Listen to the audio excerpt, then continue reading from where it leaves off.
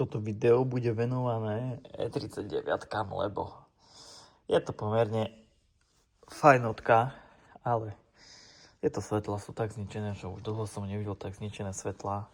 Čo sa týka housingu je to OK, ale všetko ostatné naokolo, či už paraboly, chyba, sú tu nastavovače, niekedy chýbalo len toto, je to ok, ale chýbajú aj určité plastové držiaky, ktoré sú na tej parabole, ktorá je vybratá, hej, proste, ja neviem, ako to niekto zozadu dokázal povyberať, ale OK. No, ja to idem teraz vyčistiť od tohto tu lepidla, vyčistím to, poskladám jednu stranu, zalepím a idem na druhé svetlo.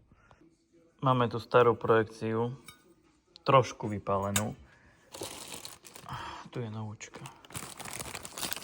Rozbalím to. Wait a minute, please. Trošku je tam nejaký rozdiel. Trošku taký menší rozdiel by som povedal, ale predsa je. No a ja som tu už nasadil ten prvý výtlačok a ešte potrebujem vymeniť aj tieto. No, mám to osadené. Nádhera. No a na druhej strane máme poškodenia. Aj.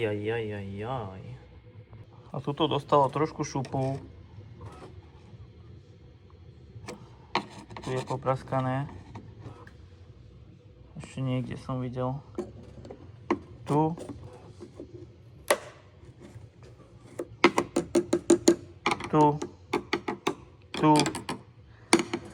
Tu bola šupa, hej, no tak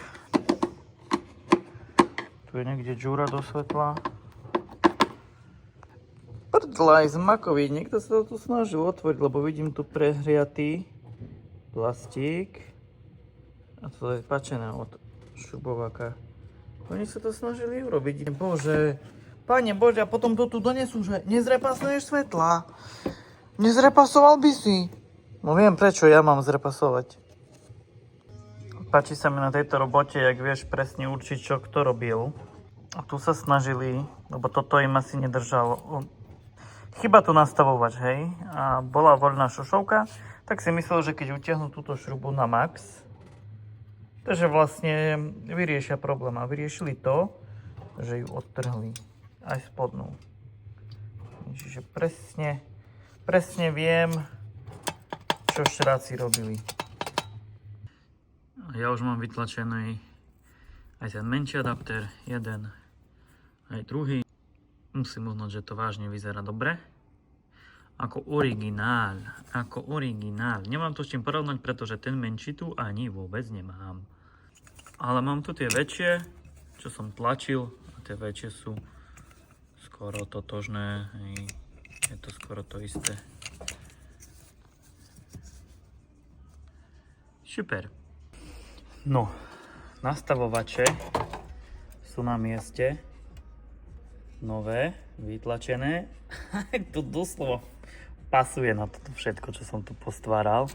Takže idem to tu zasunúť, zaistiť, lepiť. Mám aj tu také malé chybičky krásy, ktoré odstránime. No, 39 hotová. Nastavovače vytlačené, ešte osadíme žiarovky do diaľkového, do tlmeného. Vyzerá to fajn. Opravoval som tu tento skelet na tej druhej strane, nie na tejto. Ešte dozadu gumičky. Vyčistíme tieto odvetrávaky. A hotovo.